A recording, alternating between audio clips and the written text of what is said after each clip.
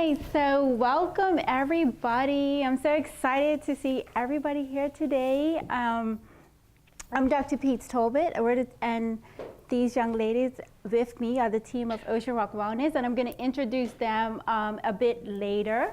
But I'm really excited to do this talk, and I think I have two kind of intentions for you guys. That one, even though we're going to talk about something very serious, that it's not meant to, we're not gonna like bore you to death, right? It's the evening, it's late, we're getting ready for our bedtime soon, so it's not gonna be boring. But also, what I'm hoping is that at least one person who attends today has some insight, some better insight into their health. And if we achieve that, then I'm really happy. But that's my intention for this talk. So, stress, how it's destroying your health is what we're going to be talking about. So before we go any further, I am going to address the elephant in the room. I am not a psychic, but I do read minds. And so what I want to say is I'm going to answer some questions that you might be thinking. No, I'm not 16. No, I didn't finish high school yesterday, and yes, I really did go to medical school, and yes, I really am a doctor, okay? So that's all the questions that I usually get right off the bat, so that's addressed. But I don't obviously look like the ordinary doctor. Many people have told me that already, so I kind of earned that. But I don't practice like the ordinary doctor either. I don't believe that, you know, I have a magic cure for you. I'm not going to cut you open and you're going to be fixed miraculously. I really feel like you are your own cure, exactly. And what I have found more rewarding is actually empowering people to take better care of their health, because the answer is really within you, and you are with you 24 hours a day. I'm only with you maybe 1 hour here and there. I'm not your cure. You're your own cure. And that's a little bit different from, I think, other doctors and how they practice. So not your ordinary doctor either. Okay? So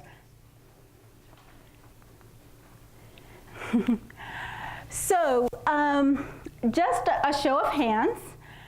How many people have said to themselves, oh, I'm experiencing a little bit of stress, or have been told, oh, you're just a bit stressed, or you're just experiencing a little bit of stress? Anybody who can just raise some hands so I can get an idea about everybody? Okay, all right, great.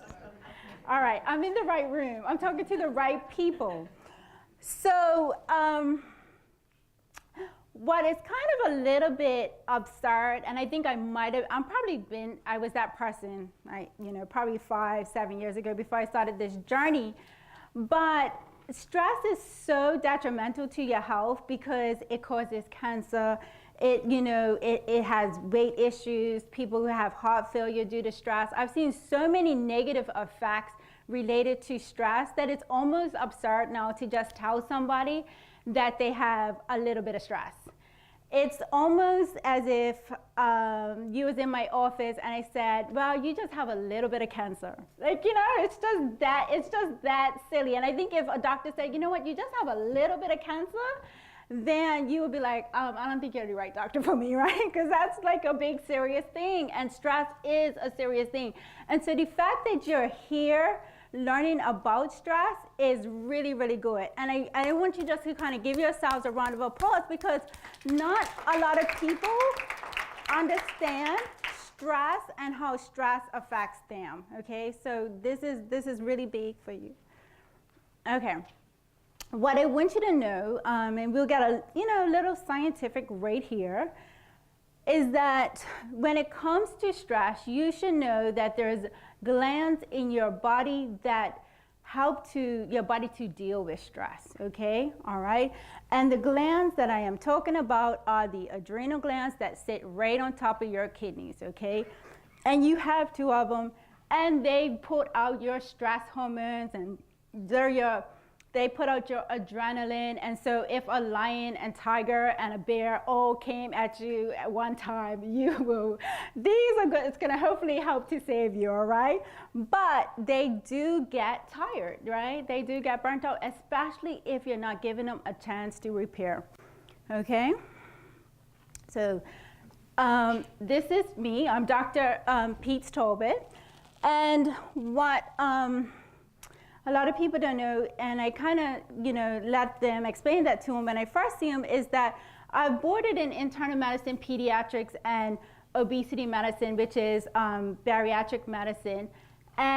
But for the last 4 years, I've been doing a fellowship and focusing mostly on nutritional and functional medicine.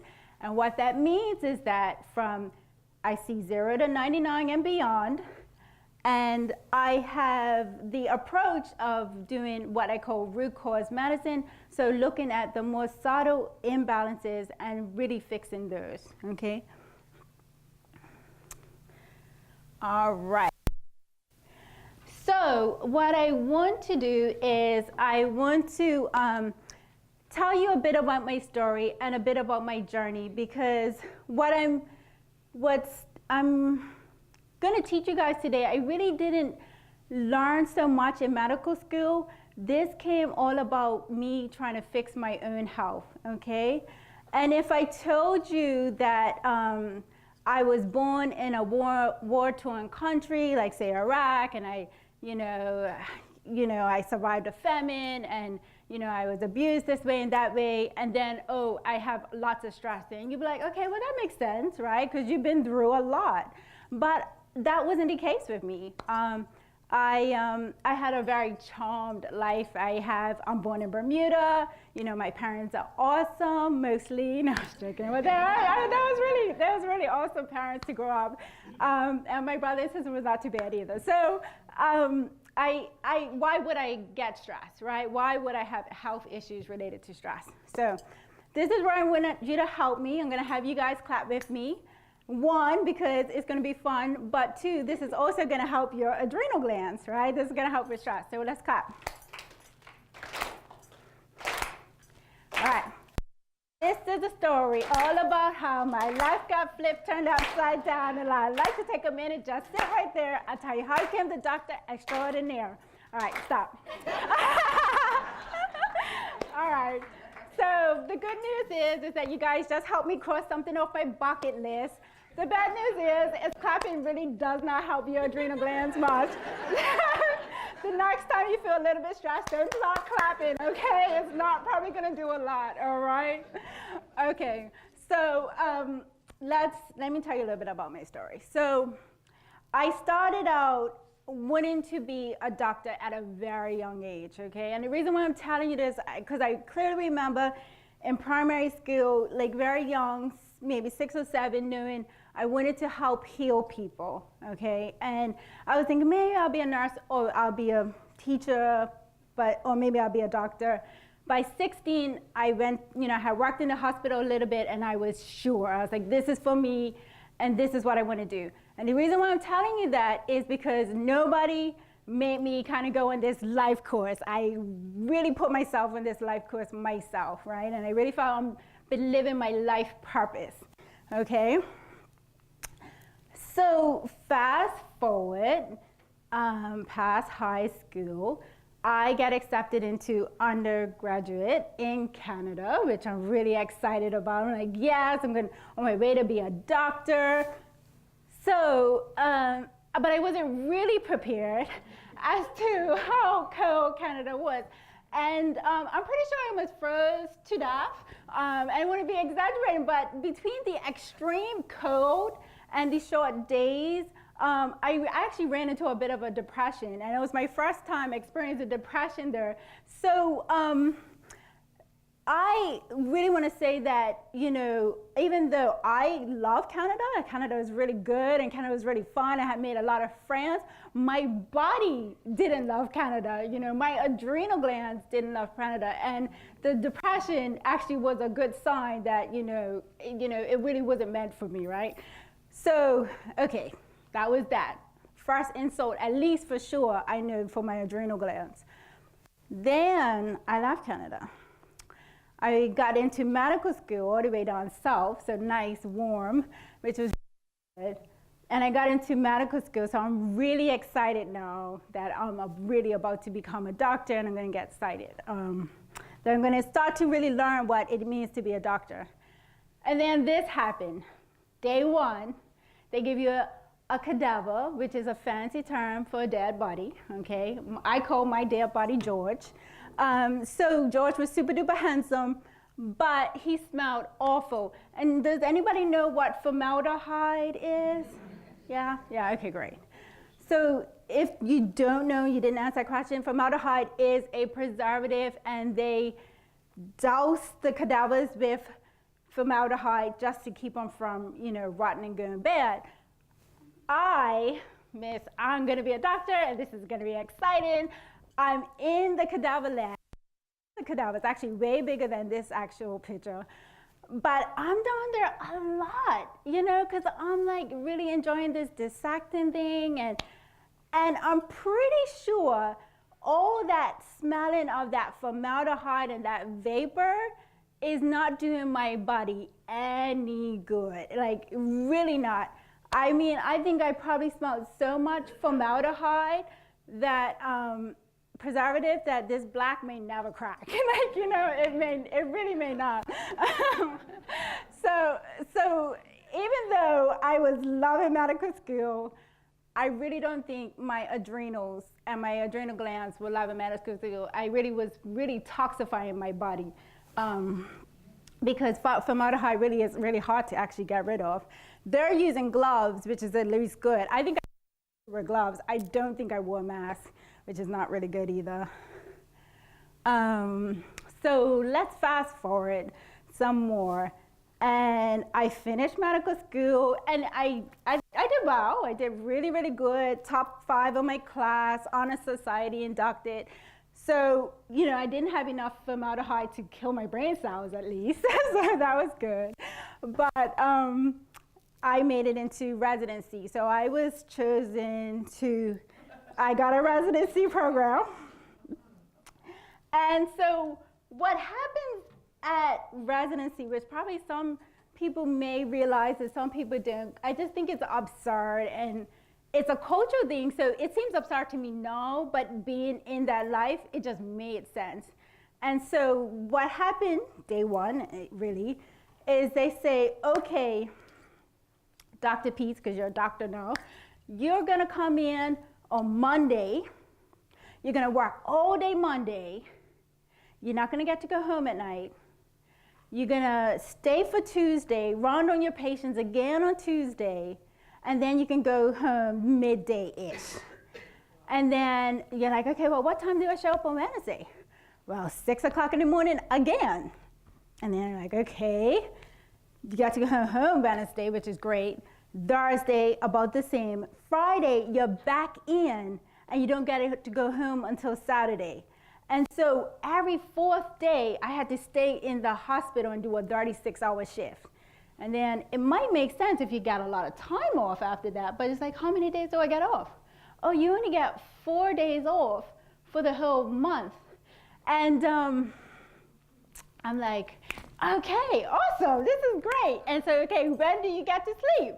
Well, you get to sleep whenever you don't have anything going on with your patients, right? And so the necessary evil is that doctors will sleep anywhere they can. Patients' beds, no sugar, anywhere they can to get a little bit of sleep. My is that I can't do this. I don't know if it's because I'm thin boned, but to me, sleeping means a bed or at least a couch. Like, I am envious when I see people sleeping, sitting up, because I'm just like, that looks so magical. How do you do that? So I think my sleep deprivation was even worse than everybody else's. But yeah, that looks actually like a dream for me. So essentially, like I said, residency was awesome. It was lots to learn, and it was fun.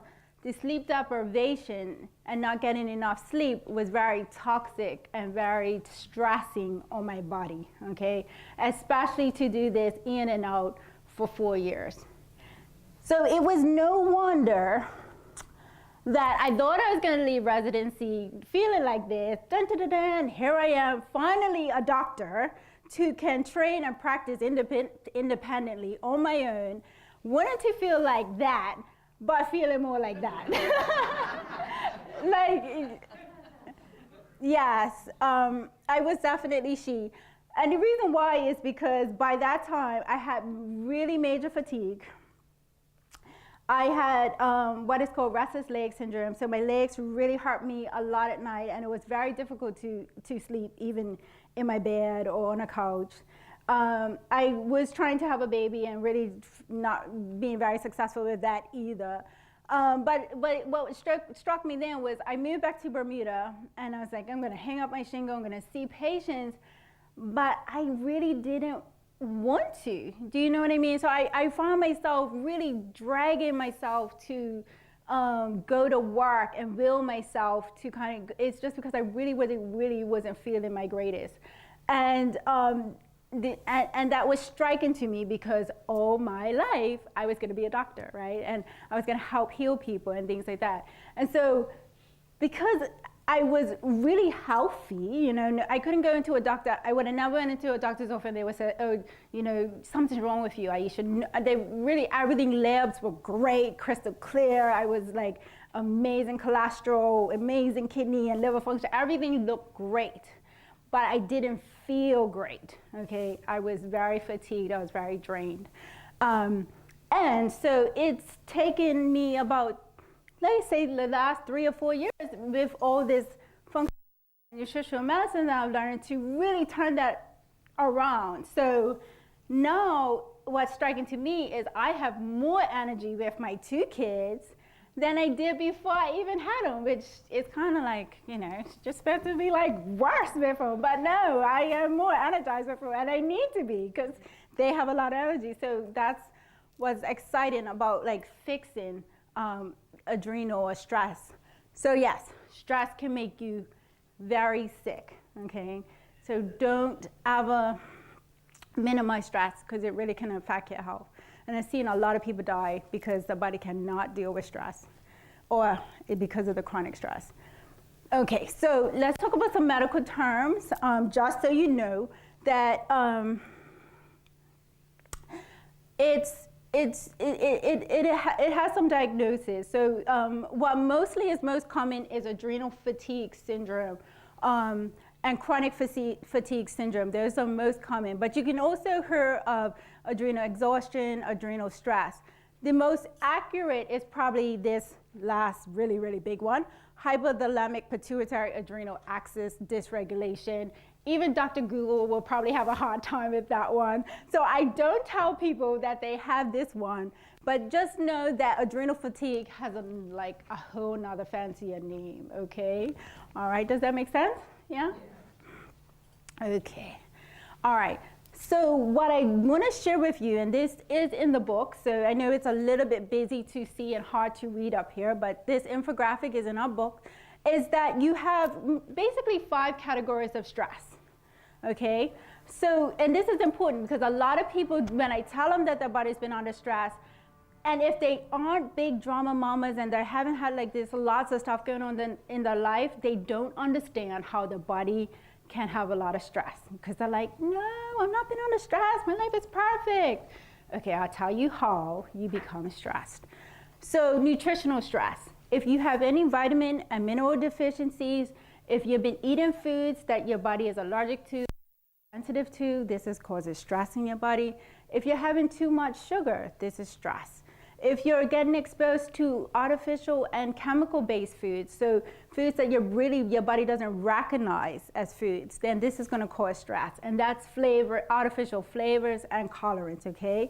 Our bodies, when we get all these kind of chemical preservatives, feel like we're getting inundated with toxins, and your adrenals and your body does not like that.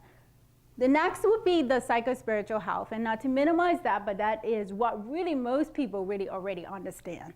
You know, when you're having troubled relationships and perhaps going through grief or a divorce, or you're having financial pressures or career dissatisfaction, that's comes under the psycho-spiritual health and can be based off, that can cause stress there. And then physical and traumatic stress. So being involved in a bad accident or having a major injury or having a surgery or being having a chronic illness or infection or being hospitalized, again, very stressful to the body. Then you have chemical stress. Some can be related to the foods like caffeine and alcohol, nicotine, depending on how much you're getting of these. But then you have pesticides and insecticides, which, you know, they kind of spray all of our foods now. And even if you're eating organic, because the rainwater is carrying the insecticides and pesticides, so you're still getting, you know, insecticide and pesticide exposure. You're just not getting as much. And then the environmental toxins.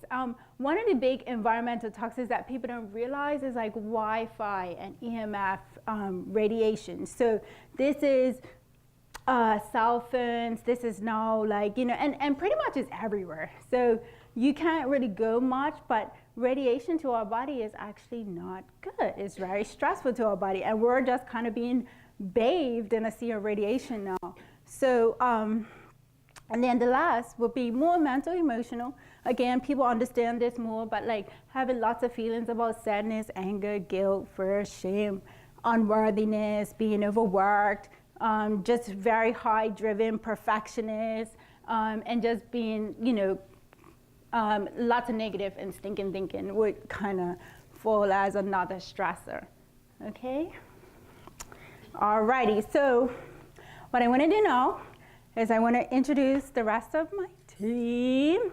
And because we want to ask some questions, I want to ask some questions to them. I want to give them an opportunity to talk to you about like how they see stress in their practice.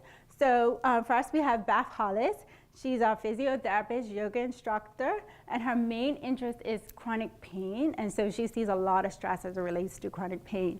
Then we have Dr. Sabrina Famous, who, like myself, is a functional and nutritional medicine practitioner.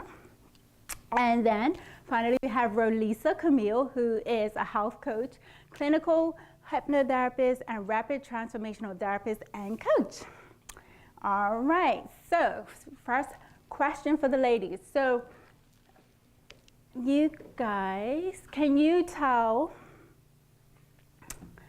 is it on?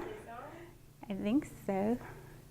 Can you tell our audience, how do you see stress manifesting in your clients' lives or your patients' lives? How do you see stress affecting them? Before I start, I just want to say Dr. Peets wears a lot of hats, but now after that wrap, I think we can add performer to the list. I'm not going to quit my day job. Okay, but you really did make her day by allowing her to do that. So, sorry, back to the answer. So as a physiotherapist, I see a lot of patients who walk through my door and are complaining of pain. It might be 3 days of pain, it might be 3 weeks, 3 years of pain. It doesn't matter how long, it's still really stressful. How many of you have pain in your body or dealing with pain? So you all have a form of physical stress. And sometimes we don't realize what stress can do to our body. I see a lot of muscle tension, and everyone seems to carry it in different areas. One of the common places is right up here in your trapezius muscles. And there's an expression that says, you know, we carry the weight of the world on our shoulders.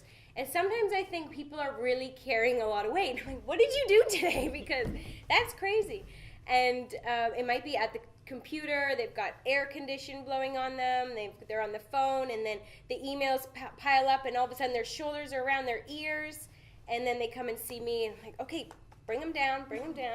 And so there's a lot of muscle tension.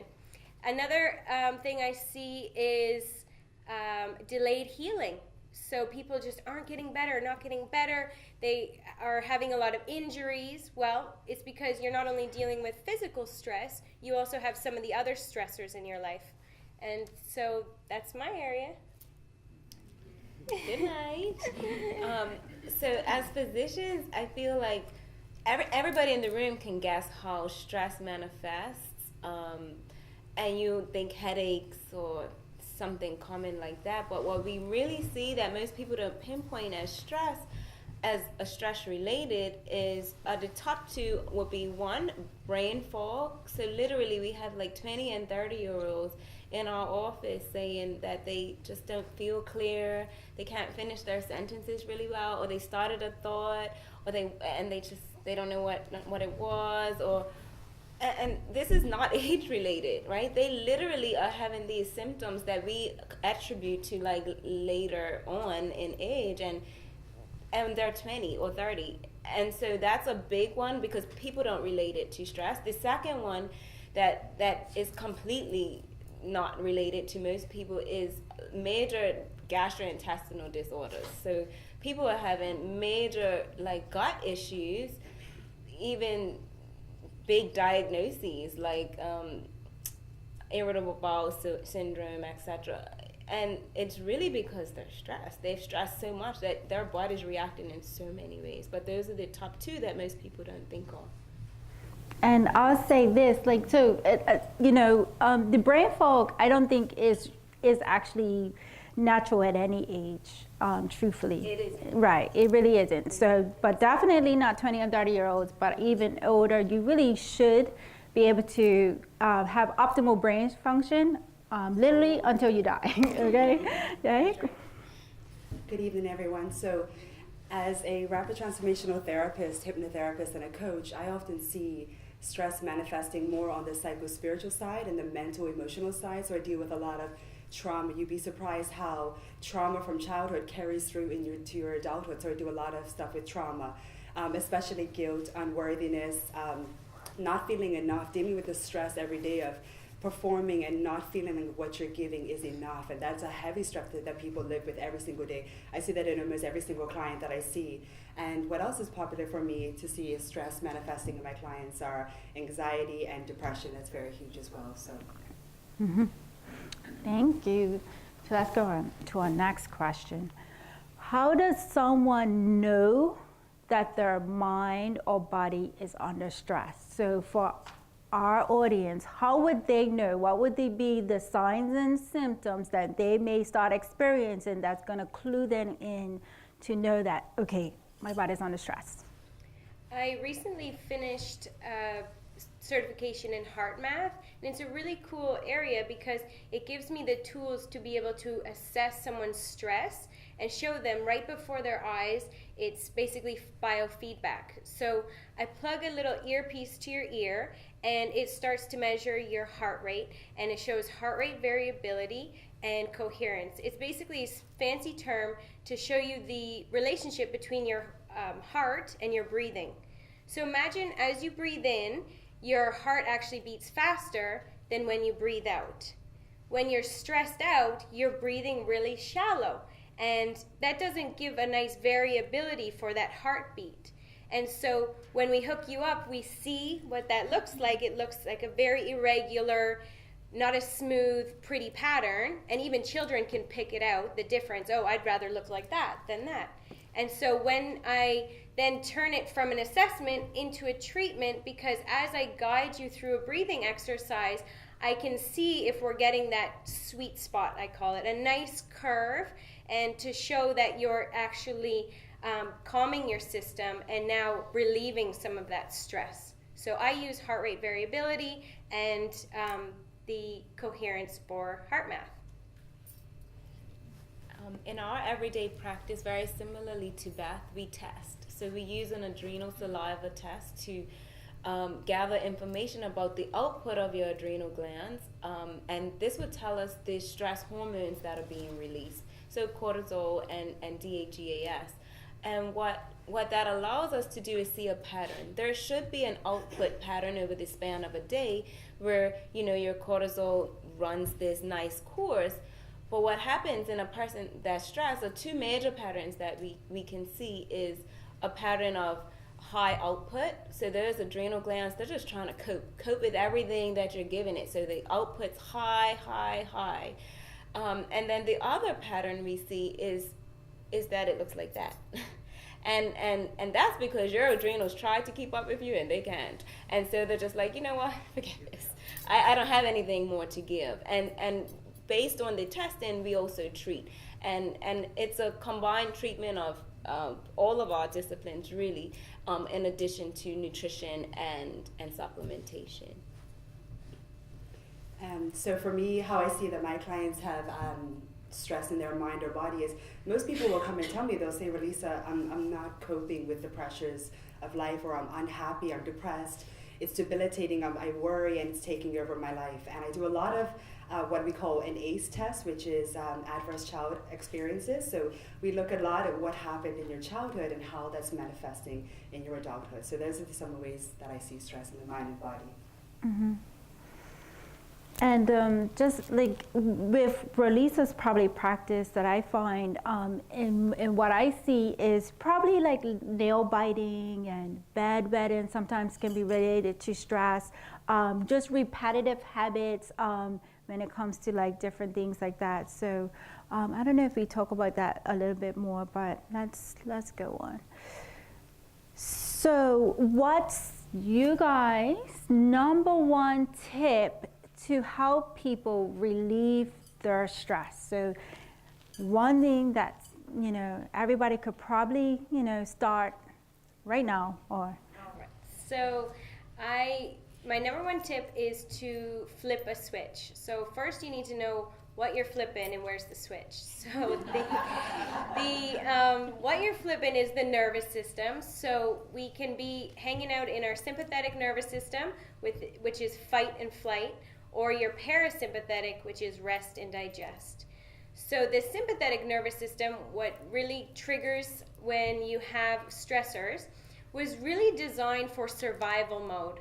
So if we think back to caveman days, and I like to use the saber-toothed tiger analogy, if a saber-toothed tiger was there, we would either fight or we would run. And the sympathetic nervous system would save our life. Literally, our heart rate would pump so hard, we'd be able to get away, our legs would be strong, our breathing would be quick, and we would have that energy from the adrenaline, and we would, anyway, save the day. And then we'd go back to the cave, and we would chill out, probably for 48, maybe 72 hours. Do nothing.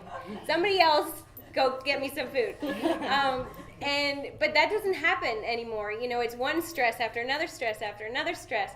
It's the alarms, the traffic, the deadlines, the kids, the this, the that. I mean, there's way too many, and everyone's are different. But what is the same is that we can switch over to the parasympathetic nervous system. And we can do that by calm breathing. So when you're doing nice, long, deep breaths, you're stimulating the vagal nerve because you have your diaphragm involved. So it takes approximately 5 minutes to get into a nice, calm state.